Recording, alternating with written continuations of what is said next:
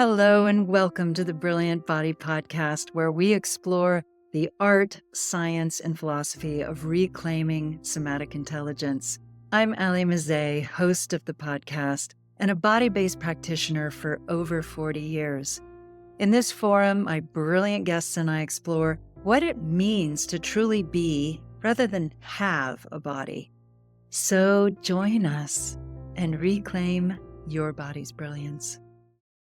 Hello, Brilliant Body. Okay, so this was one of the very first episodes recorded right at the beginning of my podcast journey.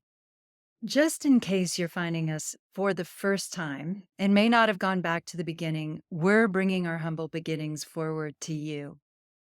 GIL HEDLEY was such an incredible guest to kick things off, and I was so honored to have him as our inaugural guest to the Brilliant Body podcast. And I'll admit, I was a bit nervous because we were still learning the ropes, figuring out editing, equipment, experimenting with structure. But even with all that, that remains one of my favorite conversations. So we wanted to bring it back because it's just as relevant today, over a year later, if not more so. This episode takes us deep into the science and philosophy of embodiment, a weaving conversation about life, death, Catholicism, the cosmos, the intelligence of fat, reverential dissection, orgasm, service, enlightenment, circumcision, and so much more. There's humor, some swearing, and plenty of profound moments that challenge how we live as bodies. GIL's work involves dissecting donor forms, bodies generously gifted by their previous inhabitants, to illuminate the extraordinary nature of the human form. His approach is reverent, there's that word again, insightful, and deeply moving. I'm thrilled to bring this conversation back to you. Now, let's dive back in with the brilliant GIL HEDLEY. GIL! Oh, Yay, it's you! it is. Nice to see Yeah, you. likewise. So I have so many questions for you because your perspective on the body is so unusual, not just because most people haven't seen the inside of bodies, but also because from my experience with your teachings, the way you perceive the body is so unmechanistic Mm, and so reverential that it seems to inform living bodies in ways that my long ago study of anatomy when I was first starting out as a body worker did not have or did not offer. mm. So that was one of the many reasons why I wanted to talk to you, is to understand more about how it is that you even perceived bodies before you started in this work, and how your work as an anatomist and an integral anatomist has changed your perspective on bodies in general, specifically your body as well. Mm. Lots of That questions there. that was a question. We've launched. Well, I was just raised in the suburbs of New Jersey as a young devout Roman Catholic, and so I Mhm. carry much baggage from many levels of my culture, society, and family. I was just a tiny, skinny, kick dirt in your face kind of kid, and I started doing Arnold Schwarzenegger's supersets back in the '70s. He wrote this book, and it was sort of autobiographical, but also fitness instructive. So I followed his program and gotten big. And it worked. I was shredded and just a kid doing bodybuilding in the '70s when there were a lot of bodybuilding heroes to look up to. So it was about as mechanistic as you could get. We had at our high school what was called the universal machine. It was a thing in the '70s that would be in high school gym locker rooms. And it basically had 4 or 5 stations. It had lat pull down. It had I bench remember. press. It had leg press, and then a, what do you call it? A bench press. And you just went around circles with friends and tried to show off for each other, basically. And we all walked around with our 24-hour lat spread. And I like to joke that our range of motion was that of the universal machine. we, could, we could do this, we could do this, and we could do this. So very, very limiting framework. But when I was in grad school, I joined the Tai Chi club at the Mm. University of Chicago, Tai Chi Dao Club. And that very much expanded my repertoire of movement and just got me into more expanded range of motion for my body. Why were you drawn to it in the first place? Well, I gave up the weightlifting and just started reading. And then my posture became just literally like a monk with a book in front of my head and my head bowed towards the book. And then I would walk from south side of Chicago all the way to the Loop 6 miles and then I'd get on the Jeffrey 6 bus and go home still reading, you know. So I would walk and read and walk and read. I read thousands and thousands and thousands and thousands of pages that way. So my range of motion had gone to zero. I walked around like I had a 2x4 up my ass and bent neck. So the Tai Chi club, I knew I needed something. Something was desperately wrong. So I joined the Tai Chi club because they looked so beautiful at their demo, you know, all these 6 or 7 people dancing like great blue herons together. So I joined that club and expanded my repertoire of movement. At some point, like 7 years into that, I had been doing it 2 hours a day for many years, and it became actually a rut in itself. And I realized I just had to move, like I had to just move any old which way. And that's when I got this look going on. So when people see me on videos and I'm like all over the place and they're like, what's with this guy? Well, that's me breaking out of Tai Chi. But I can't say I'm a mover particularly. I mean, I'm like an academic computer guy sitting around at my dissection table, bent over in a ball again for another 25, 30 years now. People are like, what's your movement practice? How do you move? I'm like, I have no movement practice. But in a sense, I've kind of sacrificed my body a bit for the team because the stuff that I do at the table is of an order of magnitude of challenge and difficulty and physical duress that I wouldn't wish on anyone else, frankly. So I do it and then I kind of wriggle out of it for a while. Yeah, I keep hearing a theme of tremendous focus and great discipline to the point of almost obsessive concentration. That's a good word. Yeah. little, Now little, keep grabbing. a little excessive. And it's funny, a couple of years ago, I was just like 9 hours into a day and sitting around the table with a couple other people. I was just kind of going on. I was doing my thing, you know, and I was saying, I don't understand my kids. 2 of my kids are artists and they just spend like 10, 12 hours a day obsessively drawing these tiny little things. And my son is detailed to the pixel, and my daughter spends her 12 hours crouched over someone's flesh doing tattoos on them. I was like, where do they?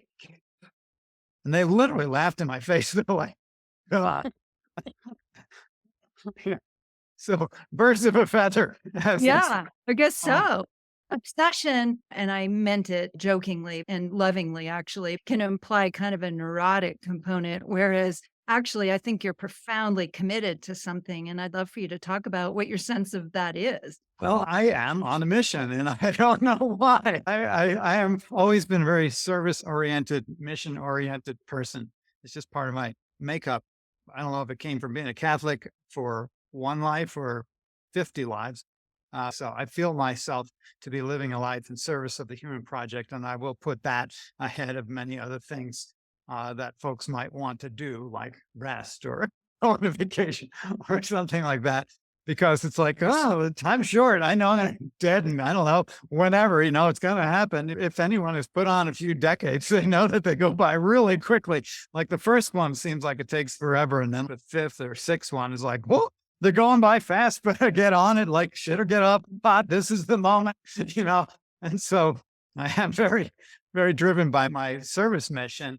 And if I were to put it in a sentence, which is what you're required to do when you're writing PhDs and you have to sum up your thesis, it would be that I'm on a mission to rebrand the human body from a problem to a gift. And that might be the summary of my mission.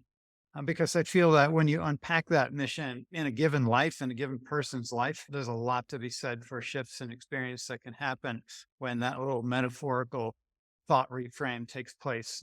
You realize that you're living in this Rolls Royce technology, unparalleled by any other technology on the planet, that it was given to you for free, that is completely up to you what you do with it, whether you do anything with it or not, that is your prerogative.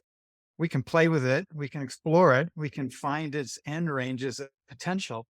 And I think that's really cool. And so when most folks are just moaning about what a problem their body is, if they give a little thought reframe for just a second, realize that there's about several trillion successful chemical operations happening while they whine about some petty little thing going on somewhere in their life or on the planet or whatever.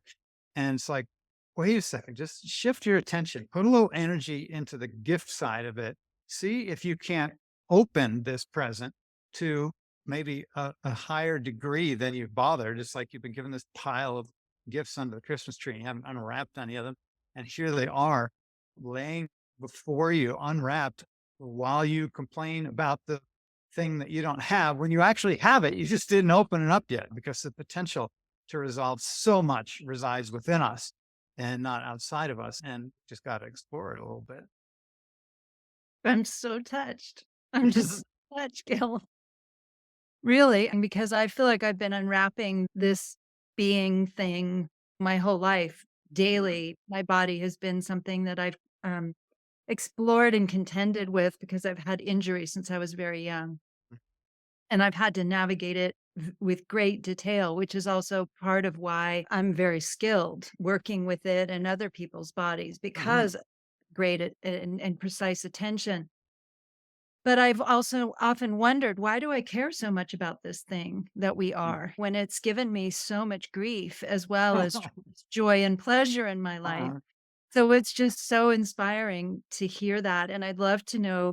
Usually I ask this question at the very end of a conversation, but I want to know what you love most about being your body, your personal body.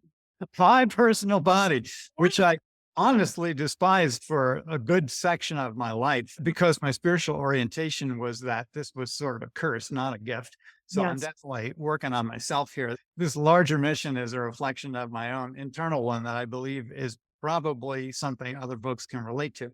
So I did not perceive my body as a gift. And it was both a moral challenge, because as a Catholic, it's like, damn, every sensation seems like a threat to your moral status as a good human being. Oh my God, I'm feeling this must be wrong. Contending with that is a challenge that I know many people face. But also I have my own physical challenges, which I'll spare you, but they're significant. And as pleasant as my body may have looked over several decades of my life, under the hood, it was really very challenging. And so it's taken me a while actually to come into a positive relationship with my body. And that's not in small part what my whole career has been about, is facilitating my own stepping in to the physical form with acceptance and joy, reverence, and appreciation, as opposed to fear, loathing, disappointment, anger, and all those things.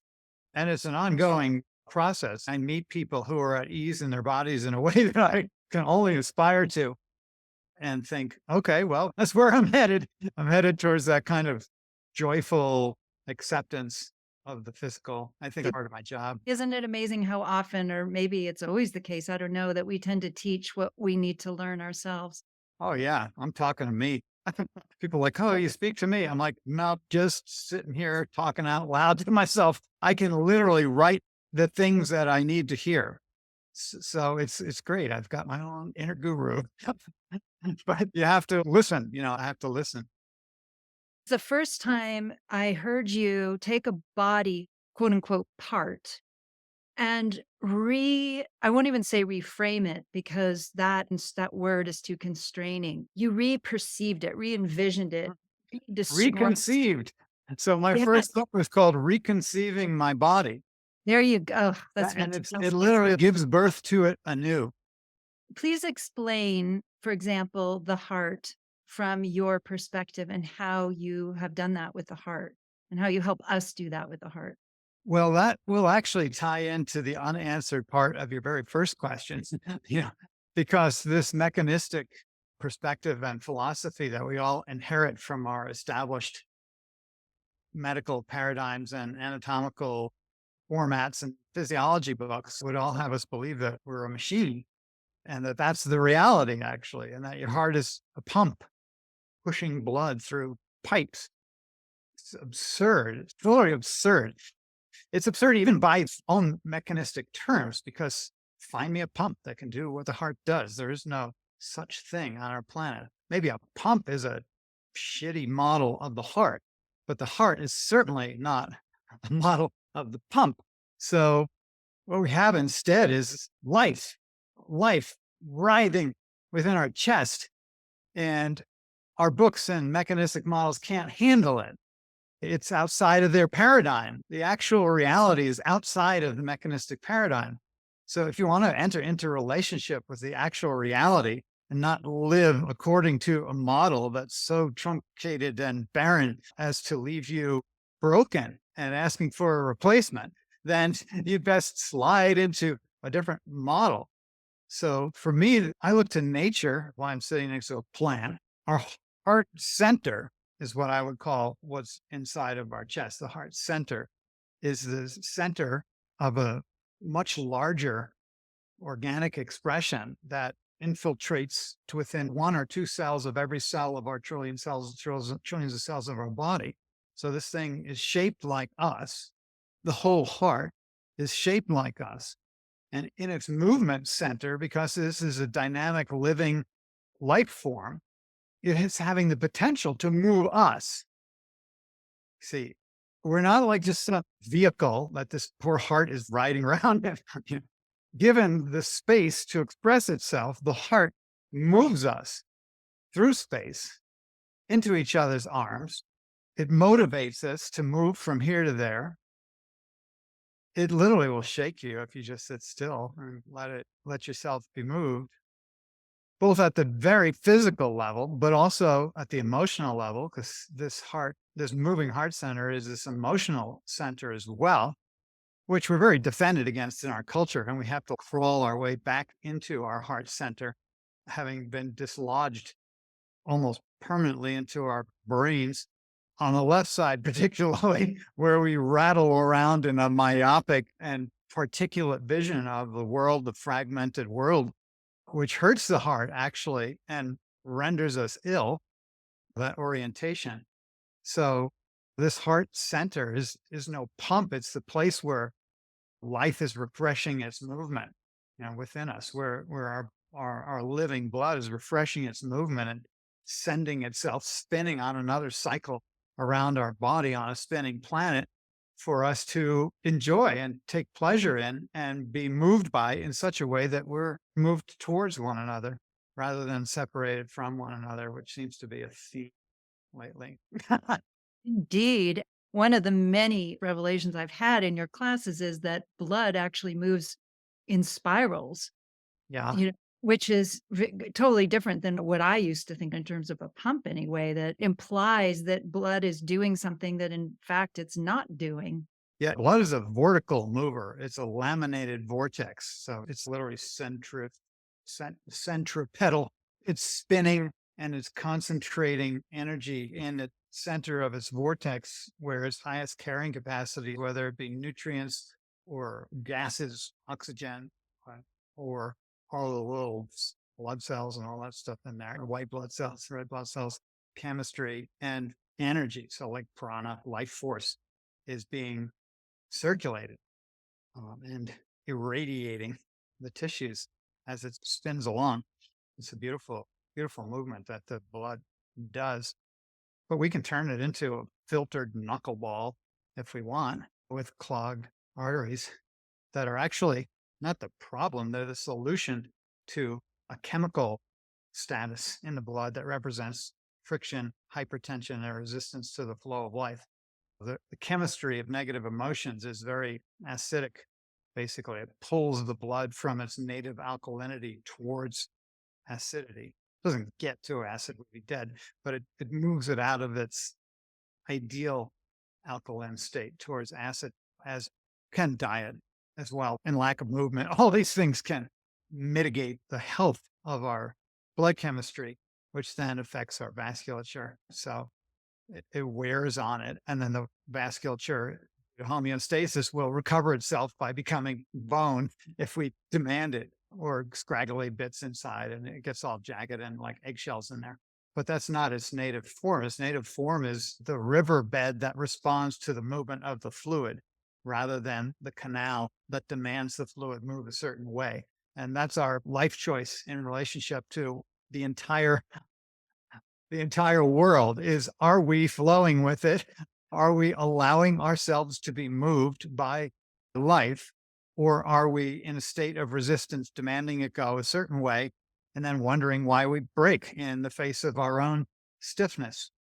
So, speaking of clogged arteries, how much resistance do you get in the medical world, in the anatomical world? Because you're clearly, in how you just described this reconception of just one organ, you're, I mean, basically a shit disturber. You must be shaking a lot of people's view of Well, what we are. here's the thing, Allie. You're not listening to me. Well, It no, doesn't really matter. And I'm it's not speaking to them. I am more timid than you might imagine. I speak to the choir. The choir loves me. So I stick with them. I've had other people say, Gil, you have to get this out here. You have to talk to Doc. I'm like, no, actually, I don't. Let someone else do that. I have no interest in speaking to people who don't want to engage and who aren't up for a challenge. Some people come to change. Some people come to the planet because they're into being challenged. They like having their dogmas crushed. I am into having my dogmas crushed, and I enjoy crushing my dogmas. And if anyone around me enjoys crushing dogmas, we can do it together. We can get our mortar and pestle out and crush a dogma together. But people who resist having their dogmas crushed don't like hanging out with me. And so it's very selective. People who come to my class, it's all word of mouth. So folks are hungry to be challenged or have their ideas changed or ready to be broken open in that direction. But folks who, I have friends who just don't want to hear it. I just don't go there with them. They don't want to hear it. We can love people who don't think the way we do. I hope. If not, it's a small world. Yeah, speaking of that, another class I took was on the Nerve Project, which people can read about on your website. You were talking about how you'd look through 7 plus publications and everybody was describing different things. There was no corroboration amongst these 7 different resources. And in fact, you were discovering something other than what they had each described as well. And I think that's when we started talking about fat, which I really wanted to talk to you about because I was so impressed by this, that fat is so much more innervated. Is that a fair word to use? It is hooked up. It is hooked up. Yeah. It's smart stuff. It's smart stuff. And we just began to talk about the intelligence of fat. We're such a fat hating world in general, not all cultures, but many. I know people would be fascinated to hear what you've been discovering about fat and our nerve network that both receives and gives information from it, through it, Yeah. toward. And the smarts aren't just about nerves. We tend to be a nerve loving culture. We're a fat hating culture and a nerve loving culture. But also there are chemical communication network in the form of Candace Burke called molecules of emotion or information substances that are flowing in our bloodstream are also an extreme form of intelligence, also inherent in our fatty tissues or adiposal tissues. Adipocytes are connective tissue cells, taxonomically. Adipose form is a connective tissue type as opposed to muscle or nervous tissue or epithelium. So adipocytes or fat cells are connective tissue cells. I like to call the underlying layers of fat beneath our skin, which have many names. I call them superficial fascia as a redirect for fat phobic people. You can't even start the conversation if you say the word fat. It's like saying the word God to people who have sore feelings about God. You say God and they're gone. They just went into their head and they're going to start running programs on what that word means. So like in my poems, I don't even write the word. I write a G and then 2 squiggles, like the breath of, and that way people are like, what? What did he say? It doesn't register as that word that they have so much angst or anger or fear or opinions or overbearing relatives. So it's the same to me. I do the same thing with the word fat. I'm like, well, let's talk about superficial fascia or adipose or anything except that three-letter word, which is like a curse in our culture. And then when you find out that all these amazing things belong to FAT, then you have to reframe your relationship with FAT. So when I speak of superficial fascia, I'm using the word in the way that Henry Gray, the 19th century anatomist, used it to describe the multiple layers of subcutaneous adipose, as well as elsewhere in the body. But superficial fascia is that particular layer. And that's what I was talking about in that particular lecture or conversation that we had that you mentioned, where in the Nerve Project, which was, a 5-month long epic marathon of dissecting nerves in the tissue of a single donor form to see how it would change my relationship with it. And hopefully I could bring that forward. I found a lot of nerves in there.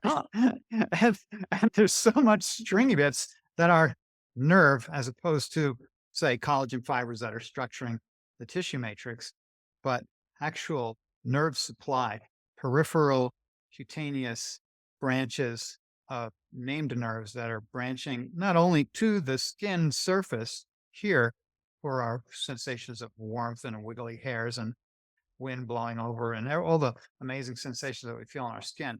But what is the sensory return that's occurring from our fatty tissues? It turns out it's very much about chemoreceptors as well.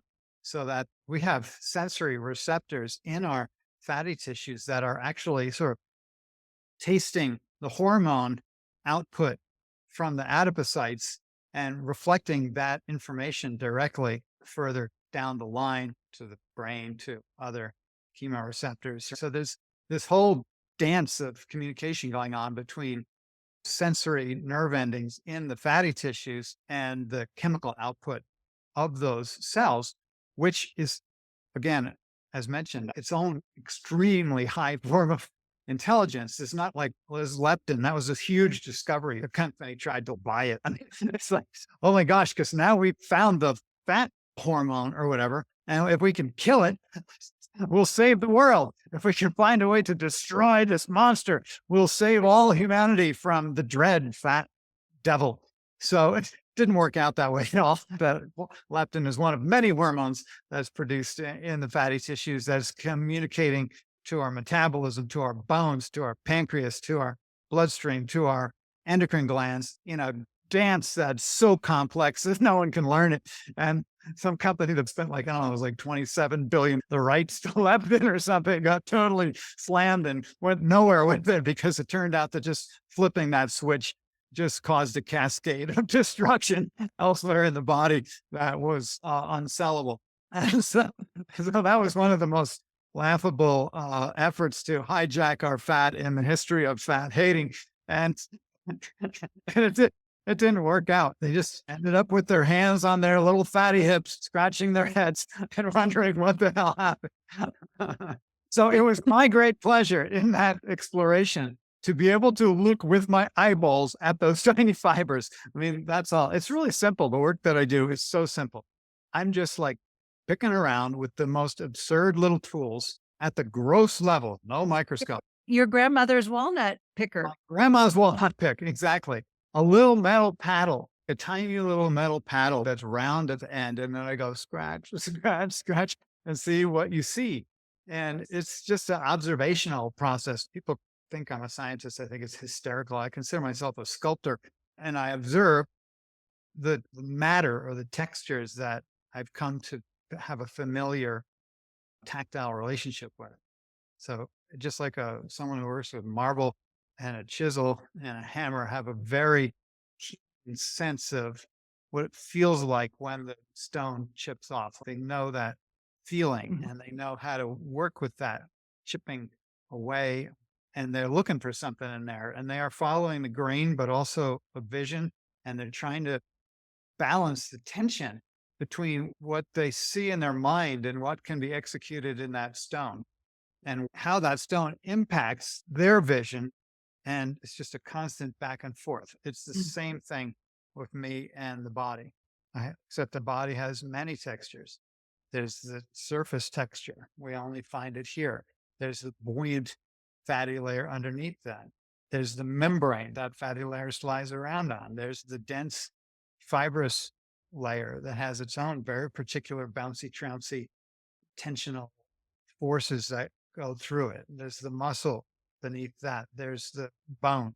There's the viscera, the organs. So all these are different textures that I've been playing with for a long time, and that I have a certain kind of relationship with, and that I have a kind of expectation about that's constantly being challenged as I try and bring my vision and be an honest witness to what's there.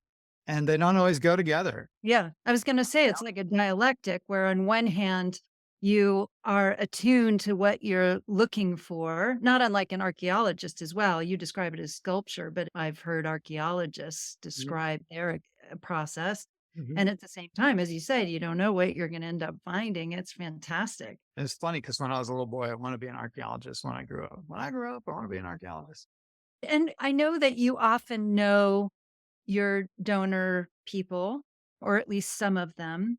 Oh, And I wanted to talk to you too about what that's like working with people that may have, in at least one case, sat at your dinner table for years, and what that's like when the life force is no longer in their bodies and you've known them from your external experience of them, and then you're experiencing them in this other very different form.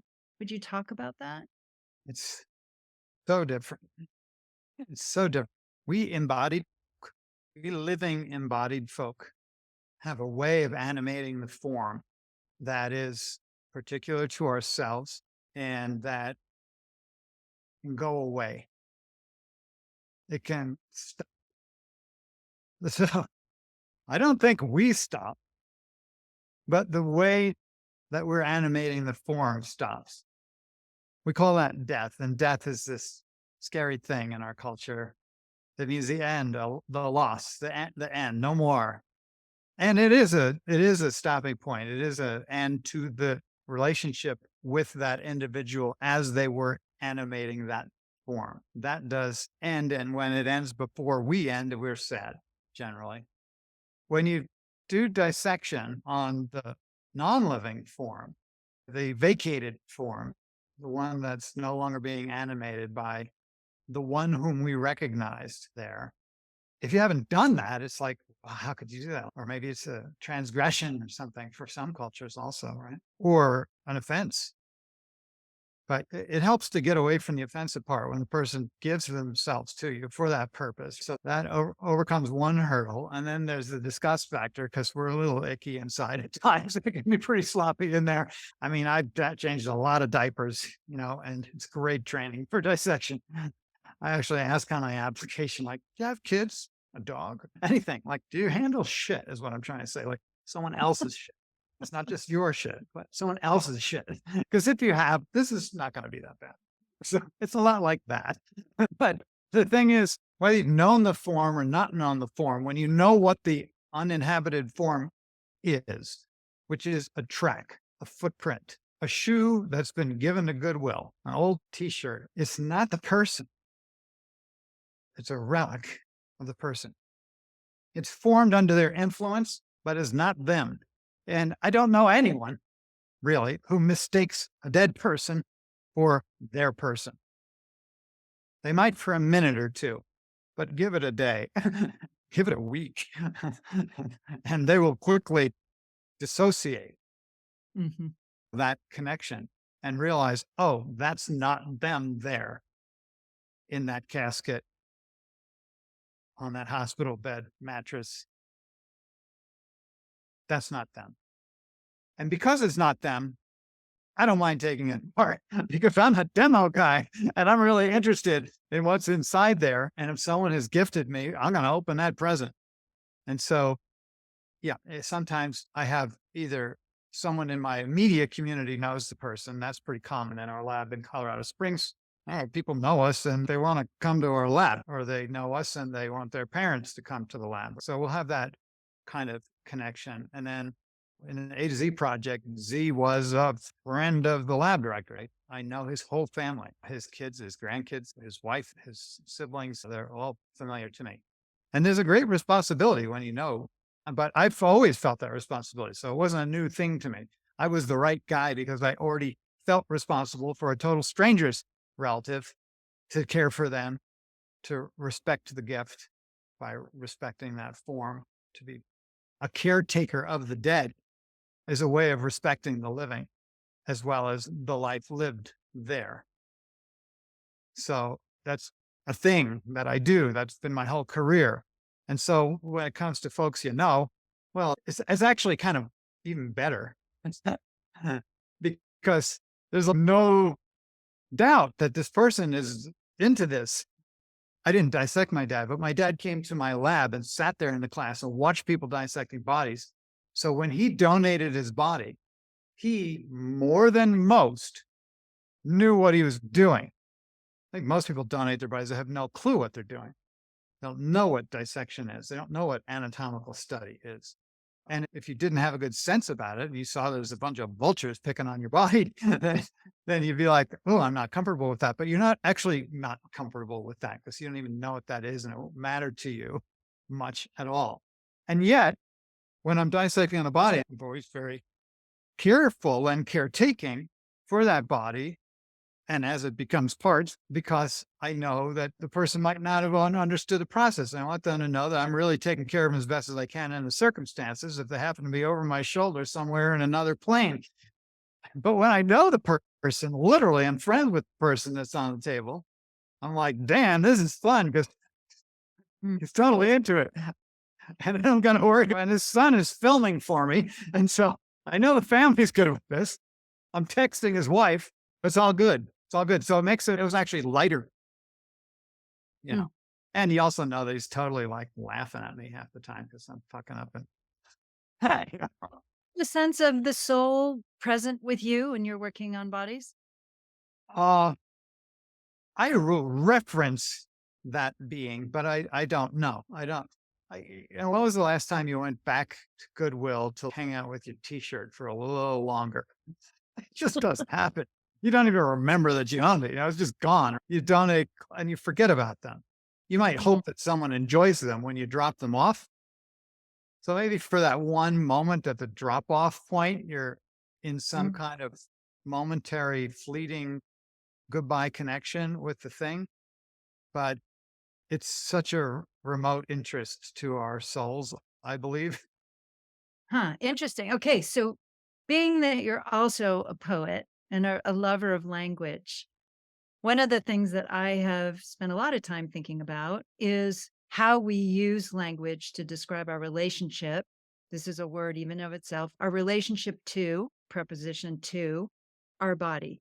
Again, as if we are inside of this thing, which sounds an awful lot like it is a vehicle for our souls, which I have some problem in because ideally, anyway, I would like to be so associated with my body, so merged with it while I'm alive, so sentient and aware and sensationally alive as it, that I don't love the idea of prepositions and relationship too, as it implies some distance between me and this biological experience. So I'm wondering what you think about that. That's a fun topic because if you say, I am my body, and take away the prepositions and make a total association, I think you've radically underestimated who you are. To say I'm not my body is also a bit of a fool's errand, right? Because I am certainly includes your body. So I wouldn't reduce who I am to my body, but I wouldn't, once you acknowledge the continuity of consciousness and you expand your sense of who I am to include all, you can say I am my body, but my body includes everything, right? Exactly. When you're talking about the trillions and trillions of chemical and nerve and synapse, you know, extravaganza going on in any given second, How is that not infinite enough to describe what we are? Well, I'd take it even further, though, and I'd say that there is a continuity between my body and your body, despite the several thousand miles Yeah. physical space between us, which is quite imaginary. And I can look at this planet and wonder how it's like the little red blood cell attains consciousness and says, I am Bill, the little red blood cell. And because it has this I am consciousness, if it were to see itself in the mirror, it would probably think I have a little dimple in my belly and I'm circular and red and full of oxygen and life is wonderful. Right? But it would be failing to recognize that it is blood and that blood is life and that life is not limited to a single form or planet or universe or timeline. And so, despite the trillions of things going on inside of Bill's little red blood cell body, Bill has underestimated his identity, that little red blood cell. And despite the trillions of successful operations going inside this body, I am covers worlds. So I am GIL is a radical reduction of I am. And yet I am.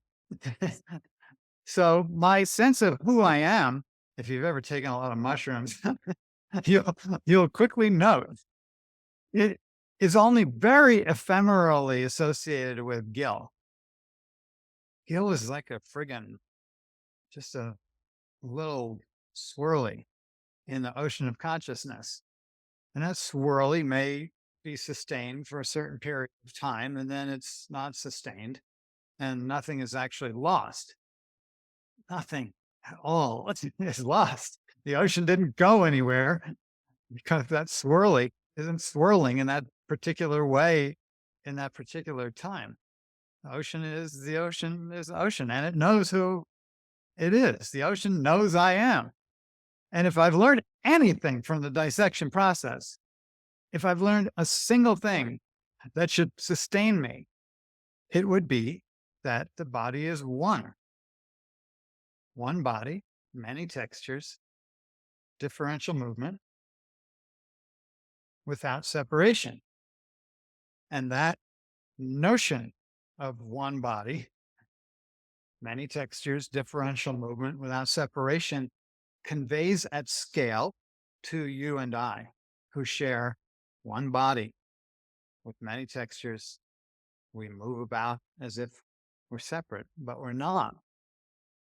And our planets are circulating in a galaxy. One body, many textures, differential movement without separation. They are continuous. And this galaxy with billions and trillions of others and trillions of other universes, it just goes on and on and on. And yet we are in relationship only with the scale that we can energetically sustain. So a lot of us can't even get into relationship with our own bodies. We're just floating above our bodies. We haven't even gotten into this one loner meat sack. And yet that same consciousness having so much trouble relating to this little itty bitty speck could know itself to be all. Mm. It could. Just hasn't gotten to that vibe yet. Okay, so what is the benefit, advantage of being this meat sack temporarily for a very short blink of time? It's it's like, what is his name? Michael Talbot, the holographic universe. Because as you actually said earlier, the whole is here. So explore this, witness all.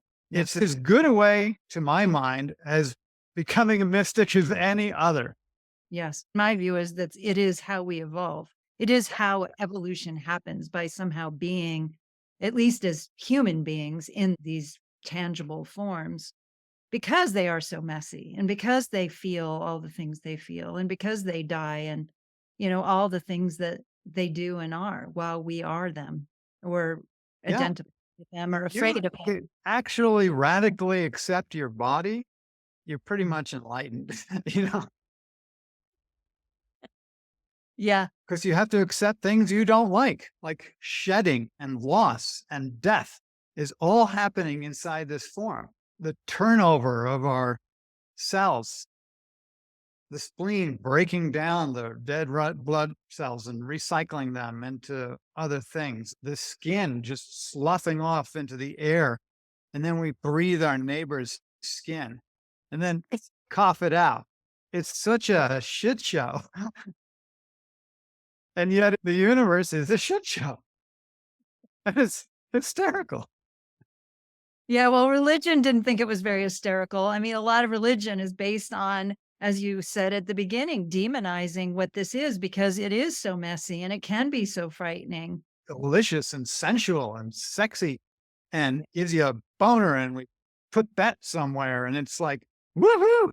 And then we orgasm and this whole thing goes, whoa! And that is itself just like a tiny taste of this vehicle's pleasure potential. It's like the low bar on pleasure potential. Yes, talk about pleasure and orgasm a bit from the perspective of an anatomist, because I've even read conflicting physiological descriptions of what the hell orgasm even is. Well, it's kind of rough from a mechanist perspective. All you got is some involuntary spasming in some muscles that would normally be voluntary. So it's like that's all they got. You go to someone like Wilhelm Reich, if you want to what do you call up level your understanding of orgasm and its energy potential as an expression of life force pulsing for him, that's just the most basic pulsation of life. But I don't know that Reich was a spiritual person, even. I mean, he was into energy, but not necessarily a spiritual orientation. I think you could take it to that level too. I think that life moving through form in that way is a spiritual phenomenon. And that when you start to, as you said, fully inhabit every cell, you get in there completely and embody the form as spirit, you can take the energy that we call orgasm and that we are experiencing, maybe focused in our pelvic region, and you can have similar experiences in your heart and in your brain and beyond that. So you can have very intense waves of energy. I bet you could have a planet orgasm. You know what I'm saying? Could save the world. Right? Sorry, I gotta put my weapon down. I'm having a planet orgasm. How could you wage war on that planet? But who's to say what is bad? In other words, if you saw a lion on the Serengeti chasing down a zebra, that's not war, that's lunch, right? But if you're a zebra baby watching your mama get devoured, or usually vice versa, to our projecting emotional natures, we'll say, oh, that's sad, unless you're rooting for the cubs of the lion, in which case it's great. The more you step out of it, the less horrific the immediate processes seem. So that if you are the little red blood cell Bill and your whole family is just about to be devoured in the spleen, spit out into pieces, sent to the bone marrow, and rebuilt into another family, you're going to be like, what? You know, "Ooh," you know. But from a bigger perspective, you're like, feels good. We can only grieve at a level. Hmm. Do you really feel that bad for Bill and his family? The little red blood cells? You don't even know. It's not so bad. I mean, you're the god of this form. Mm. And you've come to terms with the cycles that are happening within you. We rage at God. We rage. How could you let this happen here? If you saw it from my perspective, it would be different. So it's making more and more sense. You use this word SOMANAUT and inner space. You go cosmic quick with getting into the minutia of the flesh, Gil. It's awesome. Well, I just always had this picture of this little astronaut. I am the little astronaut, and I'm going in there. But you maybe have seen this. It's a fantastic booklet that you can get in a science museum or something. It's called Powers of 10. And it starts out in a black void that focuses in one exponent, what do you call it? Exponent? I don't even know. I'm not a math person. So it goes in 10 or whatever. And then some dots show up and it goes in 10 and bigger dots show up and dots. And then you're finally into galaxies. And you go in and now you're in a single galaxy. Now you're in the Milky Way, and you 10, 10, 10, and now you're into our solar system, 10, 10, 10. You get to the Earth, 10, 10. You're at Grants Park in Chicago, and there's a person having a picnic on a blanket, and you go 10, and you're on the surface of the skin, and 10, you're inside a cell, and 10, you're in the DNA, and 10, and 10, 10. And then you're just into a bunch of white dots, and then 10, and then it goes black again. Whether you're an astronaut going out or a astronaut going in, you're going to end up in the same place. But again, that's the perspective. It's all perspective. It's the level. And where are you going to see it from? And what's your metaphor for it as well? Because when you predicate my body is, you set yourself up for a whole world of experience. You say, my body is a machine. You've set yourself up for a certain kind of experience of your body. And if you say, my body, as St. Francis did, is rather ass, a stubborn mule to be trained and subjugated to the will, then you'll have a certain kind of experience of the body. And if you say, my body is a temple of the spirit, you will have a different relationship with your body than you will if you call it a mule or if you call it a machine. What would you call yours? I call it so many things because I carry a basket of metaphors. But I would say my body is where I'm hanging out right now.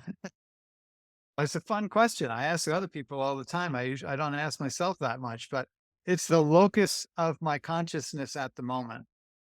Yes. I was Something going to say that earlier as location. I find helpful to describe that also because people are always talking about being present, being present. Well, what is that? That's partially being oriented in our particular space and circumstance and experience. Yeah. It's where I pay attention from at the moment. And when the body expires, I'll pay attention from a different perspective or a different frequency. Love it. I'm not really worried about it. Do you fear death less because of the work you do you think, than you did? Or how is your relationship to your own death? My problem is craving it, actually. It's not so much fearing it. It's like, when do I get the vacation? It's, yeah. Yeah. I watch myself because I know I'm only here for a time. And I tend to set very, very ambitious goals for myself during these body sojourns. And I tend to be hard on myself. So it can be pretty intense. And I'm going to do my mission. Whether I have fun doing it or not is up to me at a certain level. And so sometimes when I'm not having fun doing it, or I'm annoyed with it or something, I'll be like, golly, when's the vacation coming? And then I'm like, God, get back to work. So I get over it. It gets fun again and I have a good time. So what is it that you wish people understood about their bodies? If there was a particular thing that you hope people come to understand or experience because of your work? Your body is the narrow gate through which you can enter the kingdom. It's that powerful. Give it a try. I'm smiling because your bio talks about your trajectory, at least for a time, was in divinity school. All through this conversation, I've been very much aware of how, sorry to use this word, but there's a priest quality to your You don't have to apologize. but in the opposite of what we can think of, or many people think of as priestly, which is dissociated and non-bodily and like anti-flesh. I tend to think of the priestly as the sacrificial and the anti-sensual and all of that. And yet you have such again, this word comes up a lot when I think of you, a reverence for not just the body, but for life itself. I have this weird tendency to wear black t-shirts. Seriously, do you think of yourself in any way as being Oh, priestly? when I was 10 years old, I was a very, very Catholic little boy. Yeah. And I prayed, like, God, tell me what I'm going to be when I grow up on Sunday. Tell me on Sunday. Like, that'd be a good day. Tell me on Sunday when I'm in church. So that Sunday, the priest, for the first time that I ever heard him speak of it, spoke on his vocation to the priesthood. And I was thunderstruck. Little thunderstruck 10-year-old altar boy. OMG. I have to be a priest. And I carried that with me like a ball and chain all the way till I can't tell you for how long. And that was my whole orientation in my childhood. And I was like, I didn't really want to be a priest. Yeah. I like girls. I was super I was gonna say, sexual. I'm like, I don't know. I don't know about that. I don't think that's right. And yet I did everything that was the most common denominator towards becoming a priest. I majored in ethics. I got a degree in the study of religion. I got a PhD in Catholic theological ethics, basically. And at some point along the while, I was like, I don't want to be a priest, but now I have to justify getting married because in this tradition, that's like a second class vocation. So I wrote my dissertation on Catholic papal marriage teachings, just justify to my own soul that it was legitimate to get married and reject the church's prioritization of the priesthood as the best vocation because I wanted to be a saint. I wanted to be the best person I could be. And that was obviously, as a pious Catholic, that's the best way you can be. That was the teaching, right? And so how can I not do that and still be the best person I'm supposed to be? How can I reject that prioritization that the church has made and still be a good person? I had to get a PhD in ethics to allow myself to get married and divorce because I did both. This reminds me of a fantastic conversation I had yesterday with a friend of mine who's a spiritual teacher, actually. And we were talking about how the crux of the human condition is grappling with, am I good or bad? And that it isn't just a religious construct. She grew up in a completely different culture.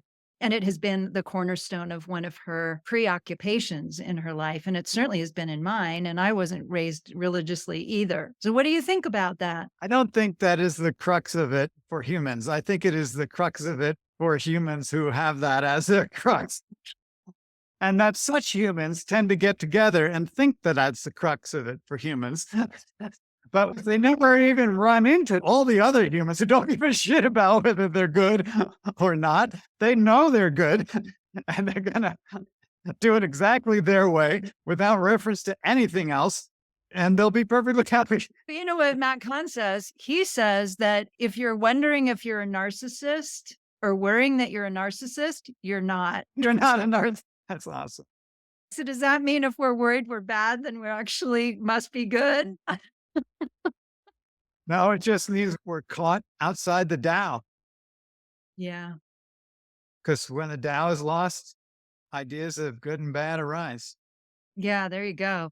I firmly believe that everything we've done, everything we focused on is part of that tapestry of what we become. Back to this thing, and I don't know if it matters, but I feel like you did become a priest, Gil. You did. That was my conclusion. Yes, but in the I flashiest of ways, bringing in the body, the flesh, the sensuality, the spirituality, instead of this bullshit about as soon as the body's involved, you're going to hell. I considered myself a fraud for most of my life because I didn't become a priest like I was supposed to. And then 7 years ago, a friend said exactly those words to me. But you did become a priest. I was like, oh, I think you're right. I just didn't become that kind of priest. Exactly. You know, I became a different kind of a priest. You asked me, what's my mission? And I said, it's to rebrand the body. Well, there's a whole lot of underlying missions built into that mission. I call it integral anatomy because I'm into crossing regions, looking at relationships, looking at continuity, looking at the whole, not just the whole body, but the whole person in relationship. embedded in greater matrices of relationships until we recognize the unity of all. Let's start with a single body that has been split in half by religion, that has been cut off at the waist, or at what level? Where do you cut it off, right? It depends on the religion.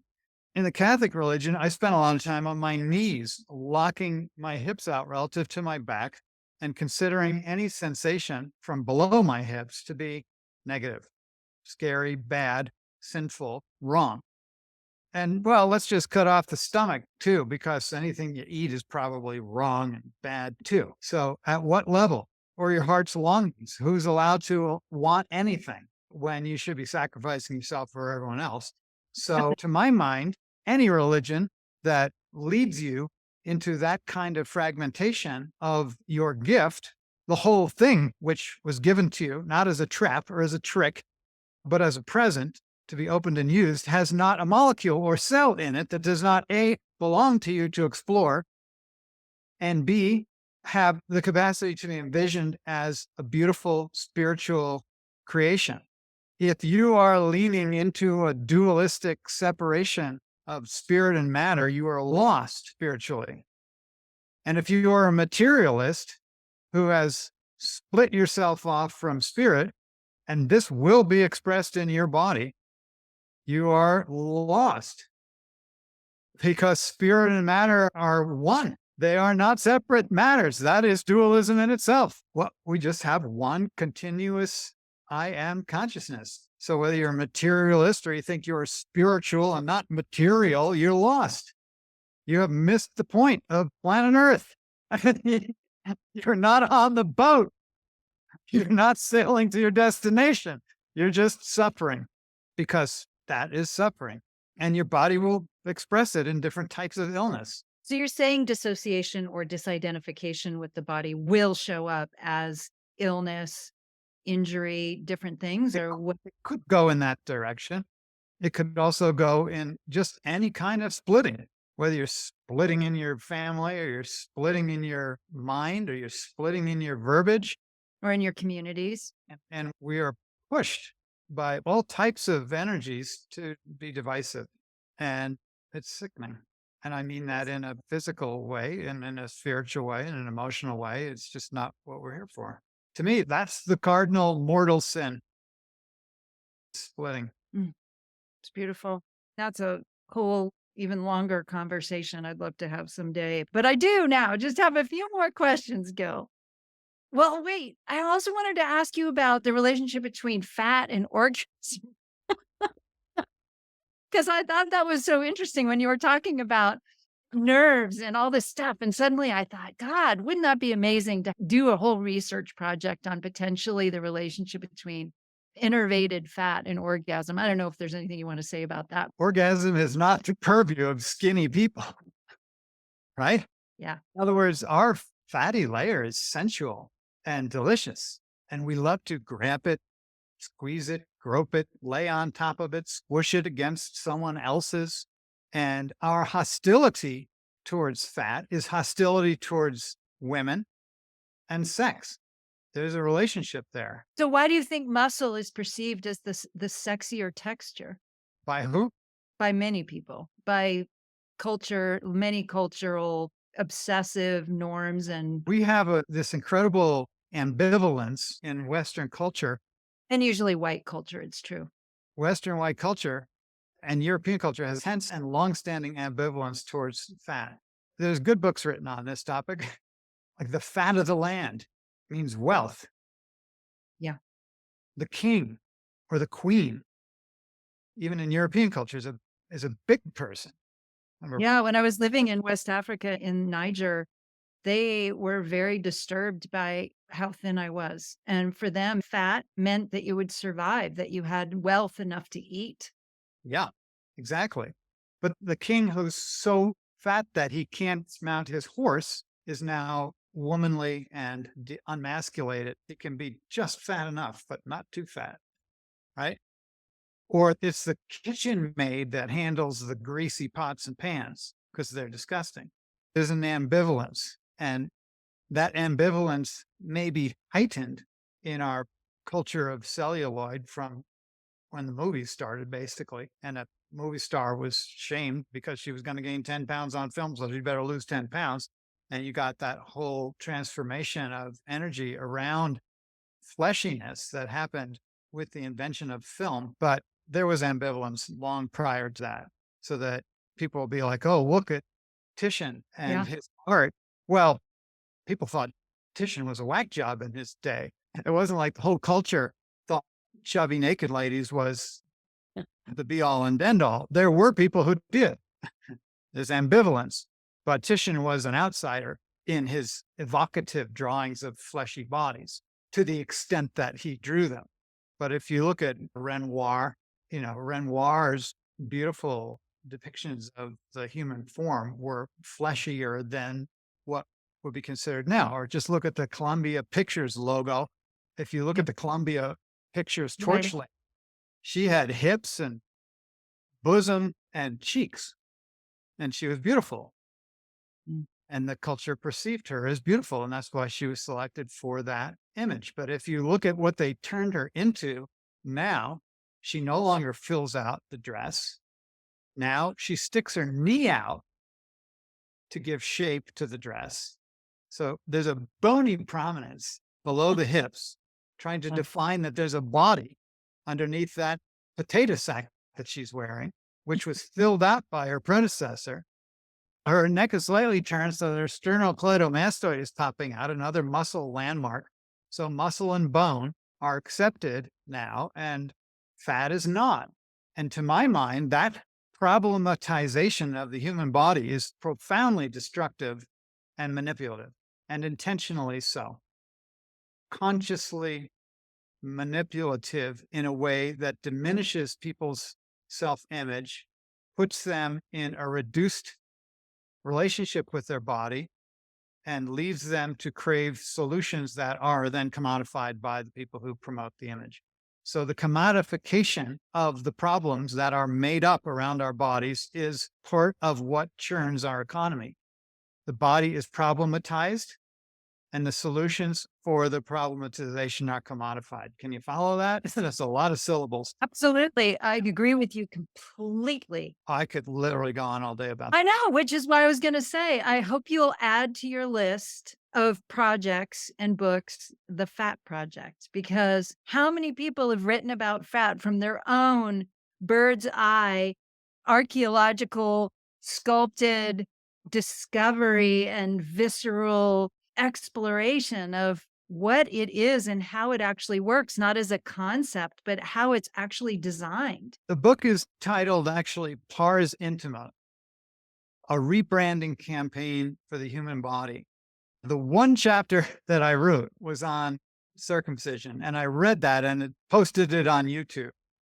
What I wanted to do in that book, which I haven't written yet because other things got in the way, like I came out here to Colorado for 1 month to do a dissection project, and it's 3.5 years later, and I'm still at it. So I paused that book. One of its main chapters would be the reconceiving of fat, adipose. And what about With- circumcision? That's such a cliffhanger. Anything you want to say about that before I finally let you go, sadly? I'll say this, maybe 10 or 11 months ago on this whiteboard right here, I did a video called The Amazing Foreskin to raise awareness about what I consider to be a horrific, tragic insult to the human body. Agree with you. That is the most common surgery in America, and we should be ashamed for that. But the only way to actually get people on board with the darker side of the conversation is to explain why the foreskin is amazing.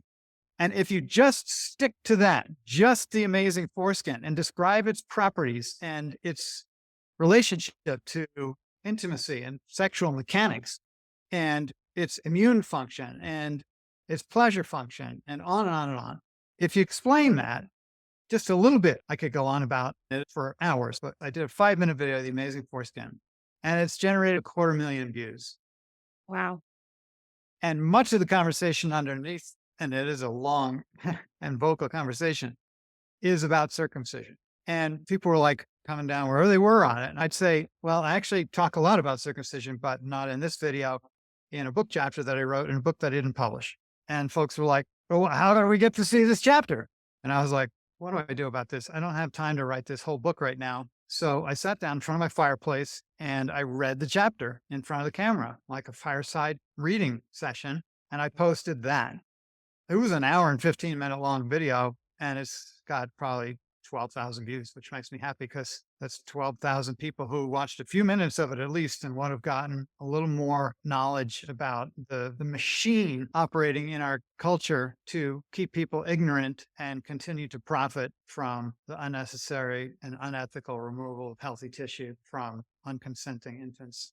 I so agree. And this is a great segue actually to the title of this podcast, The Brilliant Body, because of course our genital tissue has a great intelligence all of its own, which I hope someday I can lure you back to have a whole conversation just about that topic, the sentience of genitalia. Get the title right away and say pars intima, the title of the book. I speak of pars intima rather than genitals. It's my verbal reframe of genitals, which is a cultural emphasis on the generative aspect of our intimate being and a reduction of our intimate being and boxing up our sexuality to a singular purpose of reproduction. And so I call it pars intima rather than genitals because it can be anyone's pars intima. As it can be anyone's genitals.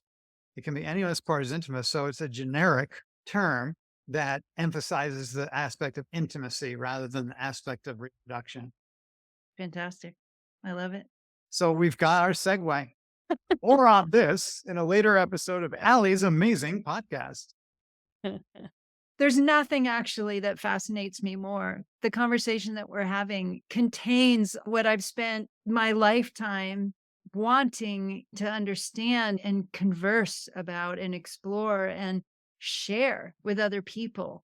So it just means the world to me that we're able to have this conversation. And thank you for all that you're sharing with me and with our listeners about what you've also spent a lifetime exploring. One SOMANAUT to another. Exactly. And I feel very greedy because I want to keep talking to you. But last thing, what do you like best about your particular locus? What do you enjoy most about being a flesh being? That exploration hasn't bored me yet. In other words, I didn't know it. I didn't know I was a body person. I'm a very intellectual person and easily distractible by many different things that I'm interested in.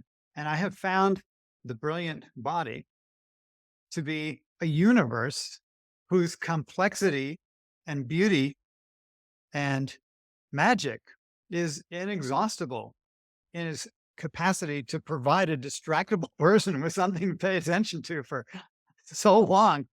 And I haven't even remotely gotten to the bottom of it yet. I've barely gotten going. And the thing is, as amazing as the body is, it's just one level. It's one mountaintop from which you can look out at the vista of that which is greater still. I love it. Priesty. Gil, you're awesome, man. I'm so honored and touched by you, by this conversation, by all of it. Thank you. You're welcome, Allie. Thank you for having me. It's been really fun. So if it's not too much to ask in a last sentence, how do you define embodiment? How do I define embodiment? Yeah. Maybe embodiment is the condition, ever expanding condition of conscious awareness of one's body, which may end at your skin and it may end at the Pleiades. Anything else you want to say? Thank you, listeners. You're loved and appreciated. Thank you, Gil. You're loved and appreciated. Thank you so much for tuning in and sticking around until the end. We hope that means you enjoyed today's episode. If so, we'd be incredibly grateful if you could share it with a friend, leave a review, and rate the podcast. It really helps us reach more people in our mission to expand the global understanding and experience of body brilliance. Our events and content remain free in our effort to expand the meaning of intelligence, but we do gratefully accept donations to help with our podcast's operating costs. You can find the link in our show notes. And while you're there, check out all the resources, gifts, definitions, photos, events, and tools we've included to help you dive deeper into today's topics. You can also visit www.thebrilliantbodypodcast.com for a complete list of episodes, body meditations, and many more brilliant things. And if you're curious to explore more ways I help bodies to reclaim their brilliance, visit my website at www.alimezey.com. And lastly, a huge hearty thank you to my co-producer and editor, the brilliant Florence Popoff, and to Blair, Mr. One-Man Band Wilson, for our theme music. Until next time, stay curious, stay connected, stay loving, and reclaim your brilliant body. Hey folks, one last thing. If you enjoyed what you just heard, I highly recommend you treat yourself to an Explorer membership, the keys to the GIL HEDLEY kingdom, whose generous fare will include access to Anatomy from A to Z, a detailed video encyclopedia of the human form in 19 courses, 200 plus hours of video content in production, Live with GIL, monthly live online meetup with GIL and other experts, live streams of actual dissections and his ever illuminating and quite entertaining narratives of his discoveries, and so much more that I won't list them here. Check it all out for yourself. Go to www.gilhedley.com/membership and become a SOMANAUT. Your experience of yourself as a whole body being will be ever expanded.